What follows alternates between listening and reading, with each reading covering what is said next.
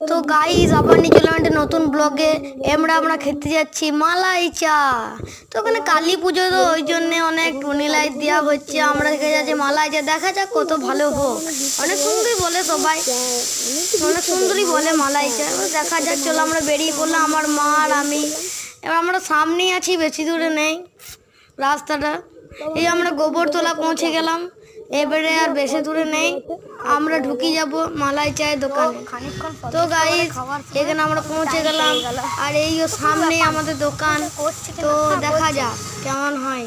Finally আমরা মালাই চায়ের এখানে পৌঁছে গেলাম।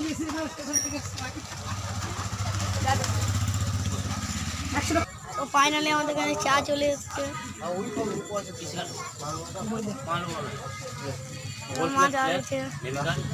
তো গাইস আবার দেখা পরে, টাটা।